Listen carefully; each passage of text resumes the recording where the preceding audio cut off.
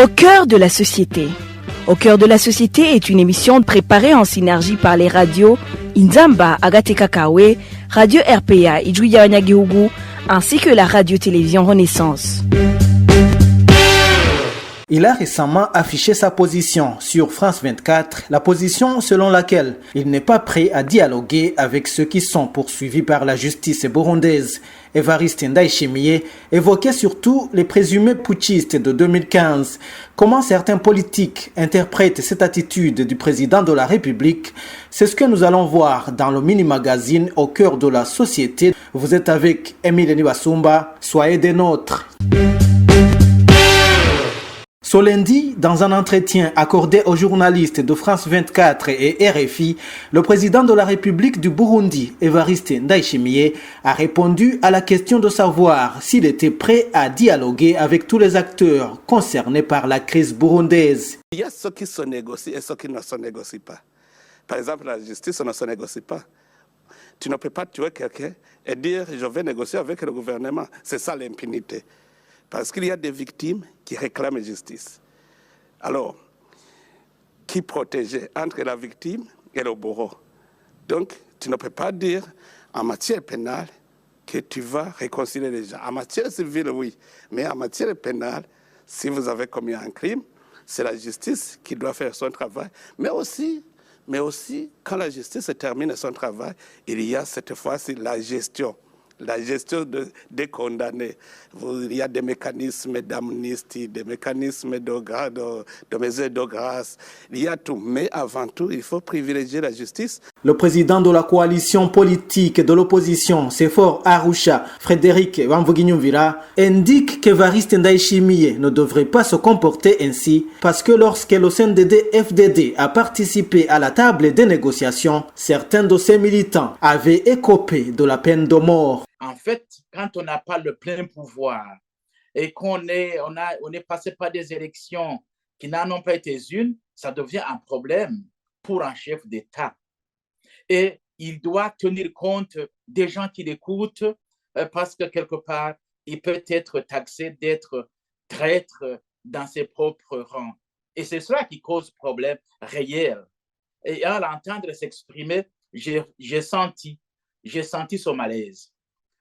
Ça, c'est le premier élément. Deuxième élément, c'est que lorsque, justement, il dit que la justice ne peut pas être négociable, la justice, qu'elle est là et qu'elle doit d'abord intervenir, il devrait en fait se rappeler que lorsque nous les avons cherchés pour aller à la table des négociations, c'était par le sentiment de patriotisme.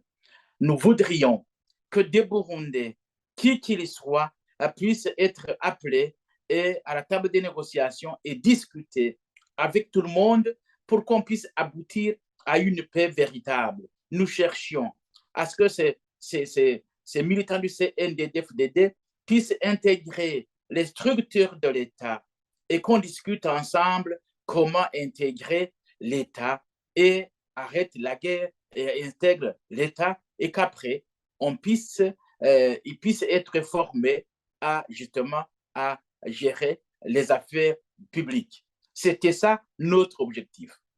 Est-ce qu'ils n'avaient pas de casserole qui traînait derrière eux? Il y en avait bien sûr. Ils avaient du sang sur les mains. Ils étaient accusés de thèse, des séminaristes de Bouta, des 600 personnes de Bougendana. Et ils étaient accusés de tout cela.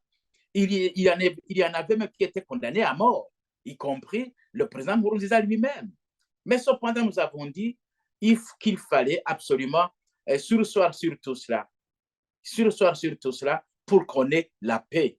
Et est-ce qu'il a oublié d'où il vient et tenir de tels propos? Au micro de nos confrères de la radio Inzamba, Frédéric Wamvuginyumvira indique aussi que même le crime dont sont accusés certains Burundais qui ont fui le pays n'a pas de fondement. Il devrait comprendre qu'en 2015, le feu Nkurunziza a cherché à torpiller l'accord d'Arusha et la constitution qui en était issue en forçant le troisième mandat. Et dans cette entreprise périlleuse, il était en compagnie de son parti politique. Et maintenant, la décision, l'arrêt de la Cour de l'East African Community vient de dire que le parti CNDD-FDD et le FF Nkurunziza ont passé outre l'accord d'Arusha, ont passé outre la Constitution de la République et qu'ils ont aussi passé outre le traité qui gère l'East African Community. Au lieu de comprendre ce message et saisir la balle au bon et rappeler tout le monde justement à la table des négociations et pour que nous discutions sur comment le Burundi devrait être dirigé, malheureusement, il a raté l'occasion de se taire.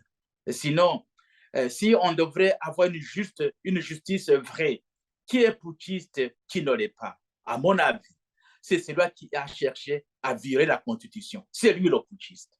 Et d'autres sont des contre-putschistes. Le mois dernier, lorsqu'elles ont accordé un mandat supplémentaire d'une année au rapporteur spécial sur les droits de l'homme au Burundi, les Nations Unies ont demandé au gouvernement en place d'organiser un dialogue inclusif avec tous les acteurs sur la crise en cours. Et voilà, c'est par ici que nous mettons un point final au mini-magazine au cœur de la société. Merci à vous tous qui nous avez suivis. Emile Nivasumba, j'étais à la présentation. À la semaine prochaine, si Dieu le veut.